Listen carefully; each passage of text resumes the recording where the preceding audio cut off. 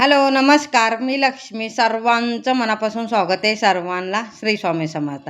आषाढी एकादशी निमित्त सगळ्यांना हार्दिक शुभेच्छा. तर इथं बघा माझा आज उपास आहे. तर तेल संपले किटलीतलं, तर मी 2-2, 1-1, 2-2, 1-1 असंच मी ना फाडून ना किटलीत वतते बरं का. मी जास्त हे करत नाही म्हणून ते तेल संपलं. चला आता साबुदाणे खिचडी पण बनवायची, रात्री भिजवलेली आणि तेल नव्हतं, म्हटलं चला करून ठेवायचं. आणि छोट्या किटलीत पण काढून ठेवलं आणि मोठ्या किटलीत पण काढून ठेवलं. आणि अर्ध भरपूर भिजवले कारण की माझ्याबरोबर कार्तिक पण खातो ना, म्हणून आमच्या दोघांपुरतं भरपूर असं भिजवलंय 2-3 टाइम सारखं. कारण की आता आज दिवसभर, उद्या सकाळी उपास सोडायचा म्हटलं तर साबुदाण्यामध्ये ना शेंगदाण्याचं कूट टाकून मिक्स करून बाजूला ठेवलंय आणि किटलीत ना तेल वाटून बाजूला ठेवलंय. त्याच्यानंतर इथं बघा मी दरवाजा स्वच्छ असं पुसून घेते. आज शनिवार आहे, तर तुम्हाला सांगितलं ना मी शनिवारचं पण पुसते दरवाजा. स्वच्छ असा दरवाजा पुसून घेतला आणि दारापुढे छानपैकी अशी रांगोळी काढून घेते. आणि आज आषाढी एकादशी आहे. चातुर्मास पण सुरू झालंय. त्या निमित्तानं गोपद्म आहे ना, तर रोज न चुकता गोपद्म काढणार. कधीपर्यंत काढायचं ते तुम्हाला सांगते. कार्तिकी एकादशीपर्यंत काढायचं. म्हणजे कार्तिकी एकादशी कधी येते माहिती का? नोव्हेंबर महिन्यात आहे ना, तुळशी विवाह तेव्हा प्रदोधीन भागवत एकादशी, त्या चातुर्मास समाप्त होणार आहे. त्या दिवशीपर्यंत आहे ना, गोपद्म आहे ना त्याची रांगोळी काढायची, त्याची छानपैकी पूजा करायची. दारापुढे पण काढायची आणि देवघरात पण काढायचं. तर मी देवघरात पण काढणार आहे आणि दारापुढे काढणार आहे. तर गोपद्म काढलं की हळद, कुंकू, अक्षता टाकायची आणि दिवा लावायचा. आणि रोज सकाळ संध्याकाळ दिवा लावायचा आणि त्याच्यानंतर छानपैकी त्याची पूजा करायची. चातुर्मास आहे ना 4 महिन्यापर्यंत असते. तर 4 महिने न चुकता, फक्त आपलं काय प्रॉब्लेम असेल गावाकडे गेला तर तो दिवस स्किप केला तरी चालतो. म्हणजे प्रॉब्लेम आपल्या म्हणजे 5 दिवस आपले जातातच. दर महिन्याचे 5 दिवस आपले जातात. कुठं गावाला जा, कुठं काय जातात. त्याच्यानंतर ते कंटिन्यू केलं तरी चालतं. मी तसंच करणार आहे. आता 5 दिवस माझे पण जाणार आहे. कुठं इथं जा तिथं जा होतच ते, तेव्हा पण जाणार आहे. तर पण 4 महिन्यामध्ये ना तर गोपद्म काढायचं. त्याच्या एका दिवशी 15 दिवसाचं गेलं तरी चालते. म्हणजे जास्त दिवस घालू नका. म्हणजे कसं 5 दिवस, 1-2 दिवस घालवलं तरी चालते, तसं गेलं तरी चालते आणि काढायचं. तर मी न चुकता असं काढणार आहे. 4 महिना समाप्त म्हणजे तुळशी विवाहापर्यंत 4 महिने होतात ते, तोपर्यंत मी गोपद्म काढणार आहे. असं करायचं. तर दरवाजाचा पूजा करून झाली माझी. आणि आता बघा कार्तिक म्हटलं की मला भूक लागली, तर चला साबुदाणा खिचडी करायचं म्हणून साबुदाणा खिचडी करून घेते. आज वेगळ्या पद्धतीने केलंय. पहिलं तेलात बटाटे भाजून घेतलं, त्याच्यानंतर साबुदाणा केलं. लागलंच तर ते दुसऱ्या मंद गॅसवर ठेवलं ते. आणि इथं बघा परत कढई घेतली, कढईत ना तेल टाकलं, तर फक्त मिरचीचं वाटण टाकलं, काही टाकलं नाही. फक्त मिरचीचं वाटण टाकलं आणि चांगलं भाजून घेतलं. त्याच्यानंतर मग बटाट्याचे काप टाकले आणि बटाटे लवकर शिजायला म्हणून वरतून थोडंसं मीठ टाकते. जेवढं आपल्याला पाहिजे चवीपुरतं मीठ टाकलं. नंतर परत टाकायचं नाही, आता टाकायचं आणि चांगलं भाजून घ्यायचं आणि झाकण लावून ना वाफेवर शिजवायचं. पाणी न टाकता, काही नाही टाकता वाफेवर शिजून घ्यायचं. वाफेवर शिजून झाल्यानंतर पहिले परत बघायचं, शिजलं असलं तर मग शेंगदाण्याचं कूट टाकायचं, नाही तर परत हलवून घ्यायचं. कारण की खाली बुडायला लागलं तर करपून जाते. त्याच्यासाठी मग 2-3 वेळा असं फिरवायचं. त्यानंतर मग शिजतं. आता बघा बटाटे माझे शिजून झाले, शेंगदाण्याचे कूट टाकलं त्याच्यात आणि छानपैकी मिक्स करून घेते आणि झाकण लावून वाफेवर शिजवून घेते. आणि इथं साबुदाणा खिचडी पण झाली आणि बटाट्याची खिचडी पण झाली. तुम्हाला कोणची आवडते मला सांगा. तुम्हाला सांगू का, साबुदाणा खिचडीपेक्षा मला ना बटाट्याची खिचडी आवडते. आणि देवासाठी काढून ठेवलं कारण की उपास आहे, नैवेद्य दाखवायचे. तर वाटीभर बटाट्याची खिचडी आणि साबुदाण्याची खिचडी हे दोन्ही पण काढून घेते. हे बघा, त्याच्यानंतर ना कार्तिकला खायला देते कारण की त्याला लागले त्याला भूक. आणि त्याच्यासाठी म्हणजे चला बनवून घ्यावं. आणि त्याच्यानंतर बघा मी देवपूजा करून घेते. आणि छानपैकी पाटा वगैरे सगळं काढून घेतलं, छानपैकी खालून सगळं स्वच्छ पुसून घेतलं आणि नवीन वस्त्र हातरलं. आणि इथं बघा दिवा लावून घेते. दिवाला अक्षदा, दिवाच्या खाली छोटंसं प्लेट ठेवली, अक्षदा टाकले, हळद कुंकू वाहून घेतलं, दिवा लावून घेतला. तुपाचा दिवा पूजा करताना मी लावते. मी असंच पहिले भरून घेते आणि पूजा करतानाच मी ना दिवा म्हणजे पूजा करतानाच मी तुपाचा दिवा लावते. आणि स्वामींचा फोटो, अंबाबाईचा फोटो असं पुसून घेते स्वच्छ आणि सगळे देव असे स्वच्छ धुवून घेते. आणि आज मोठी एकादशी म्हटल्यावर.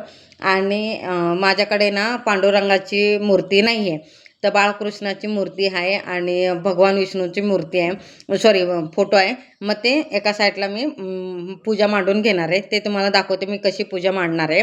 आणि मेन म्हणजे तुळशी आहे ना, मी लावलेली तुळशी आलीच नाही. आणि मी इथं कधीपासून शोधायला लागले, तुळशी मला भेटलीच नाही.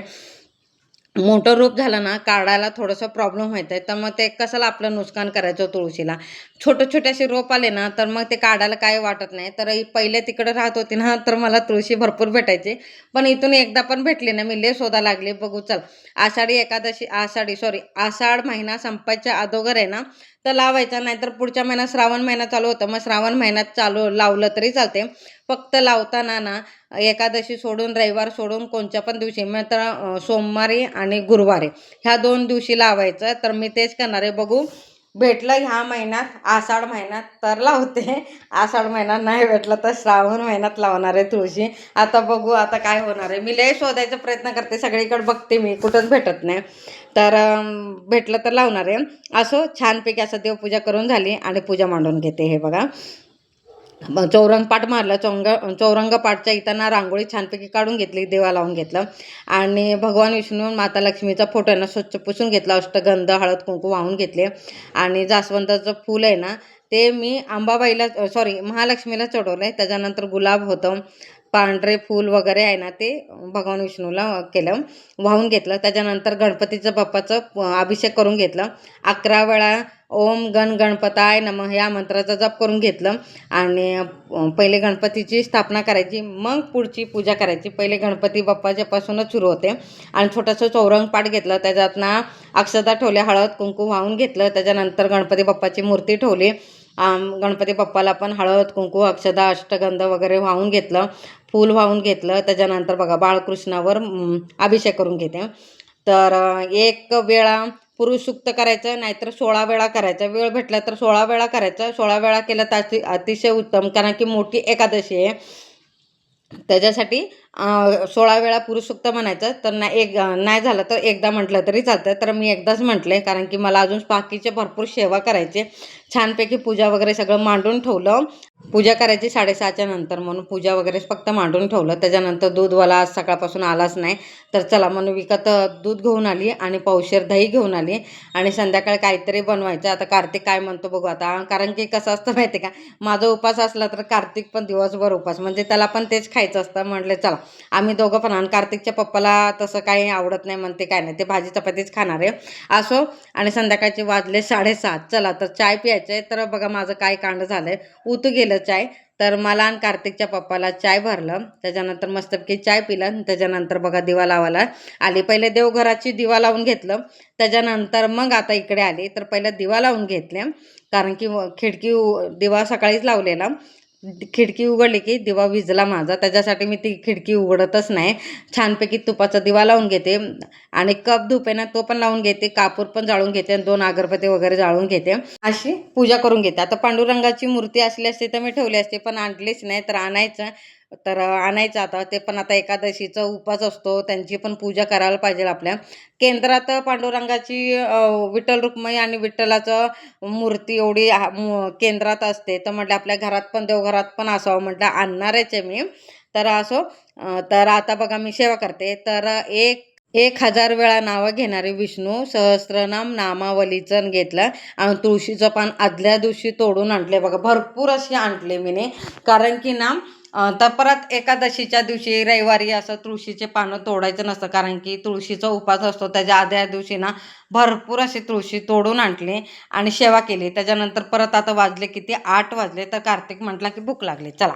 तर मला म्हणले काहीतरी खायचं, म्हटलं चला तर बनवायचं. तर इथं बघा साबुदाण्यामध्ये ना 4 बटाटे खिसून टाकले आणि मिरचीचं पेस्ट टाकलं आणि साबुदाण्याचे वडे करून घेते. कारण की कार्तिकचं कसं म्हणजे लहान लेकरं आहे म्हटलं पटकन भूक लागते, म्हणून स्वयंपाक मी लवकर करते. कधीतरी बाय चान्स लेट झालं तर त्याला असं वरचं काहीतरी खायला देते, नाहीतर मग लवकर स्वयंपाक बनवते. साबुदाणा वडे आहे ना मंद आचेवर, म्हणजे मिडियम गॅसवर चांगलं भाजून घेते खरपूस. आणि इथं पटकन तेल उडलं बघा माझ्या अंगावर, 2 वेळा उडलं बरं का. एक हातावर उडलं आणि अंगावर उडलं. त्याच्यासाठी सांभाळून ना काय पण तेल तळायचं असलं तर तळून घ्यायचं. तर आता मला साबुदाणा वड्याचे आहेत ना, म्हणून मी छोट्या कढईतच केलं, त्याच्यासाठी ते तेल उडलं बरं का. आणि मंद आचेवर तापून, म्हणजे असं भाजून घ्यायचं आतमध्ये, नाहीतर फास्ट गॅसवर ठेवलं तर आतमध्ये सगळं कच्चे राहतात. त्याच्यासाठी छानपैकी मंद आचेवरच भाजून घ्यायचे. असंच सगळे मी साबुदाणा वडे ना तळून घेते. तर संध्याकाळ घेऊन आली. तर संध्याकाळची दही खायचं नाही. तरी पण आता उपास आहे म्हटल्यावर खायचं नाही, तर शक्यतो खायचं नाही. आणि इथं बघा मी परत ना अजून एक रेसिपी बनवते. तर स्टीलचं टोप घेतलं, त्याच्यात काजू, बदाम आणि मनुके ना छानपैकी भाजून घेते तुपात बघा आणि ते काढून घेते. आणि त्याच तुपाच्या तेलात तळलेलं ना तर साबुदाणे तळून घेते. हे बघा थोडंसं ठेवलेलं मी. तर साबुदाणे खीर बनवायची म्हणून बनवते. छानपैकी तुपात भाजून घेते. छान एकदम खरपूस छानपैकी भाजून घेते आणि दूध टाकायच्या ऐवजी ना अर्धा कप नाहीतर 1 कप आहे ना पाणी टाकायचं आणि मंद मीडियम गॅसवरच भाजून घ्यायचं. सॉरी, उकळून घ्यायचं. उकळत आलं की मग दूध टाकायचं. अर्धा लिटर आपल्याला जेवढं पाहिजे तेवढं दूध टाकायचं. मी तेवढं टाकले आणि छानपैकी आता अजून थोडं दूध कमी पडलं म्हणून अजून थोडं टाकलं आणि छानपैकी भाजून घेते. आणि मेन म्हणजे ना बघा खीर किती सुंदर झाले, टेस्टला पण छान लागते. आणि मेन म्हणजे काजू बदाम टाकायचं ना तर ते विसरूनच गेली शूट करायचं. तर राहूनच गेली, कारण की मला बाकीच्या अजून सेवा करायच्या मी विसरून गेली. मग नंतर मग ते उकळून झाल्यानंतर ना साखर टाकायची. साखर टाकून झाल्यानंतर मग काजू बदाम टाकून घ्यायचं त्याच्यात आणि इलायची पावडर टाकायची. आता उपासला पाहिजे असलं तर इलायची पावडर नाही टाकलं तरी चालेल. नेक्स्ट टाइम मी परत बनवेल ना त्याचं छान डिटेलमध्ये रेसिपी बनवते. असो, आणि ती खीर झाली त्याच्यानंतर बाकीची सेवा करते. बाकीचे काय काय सेवा करते तुम्हाला सांगते. 3 वेळा ना व्यंकटेश स्तोत्र, गीताची 18 नावे आणि गीताचा 15वा अध्याय आणि ओम नमो भगवते वासुदेवाय नमः या मंत्राचं ना 1 माळ करायची. त्याच्यानंतर एकादशी निमित्त ना भागवतचं पारायण करायचं. छोटंसं ग्रंथ आहे तो पण पारायण करायचं. असं संध्याकाळची सेवा मीने केली. रात्री 10:30 11 वाजलेत. तर अशी सगळी सेवा करून घेतली. कारण की सेवा करायचं असलं तर पहिले घरातलं बघायचं असतं. मग सेवा करायचं असलं तर मग घरातलं ठेवून सेवा करायचं म्हटलं तर अर्धं निम्मं काम तिथं लक्ष, अर्धं इथं असतं. तर मग सेवा काही धड होत नाही. तर काय करते, जे काम करायचं ते सगळं करून घ्यायचं, निवांत बसायचं सेवा करायला. मी तशीच करते. तर काय त्यांना स्वयंपाक वगैरे सगळं करून घेतलं, त्यांना खाऊ पिऊ घातलं आणि झोपू पण घातलं आणि निवांत आपली सेवा करायची. मी तसंच करते. काय पण सेवा करायचं असलं तर निवांत करते. व्हिडिओ आवडला असेल तर लाईक शेअर सबस्क्राईब करा.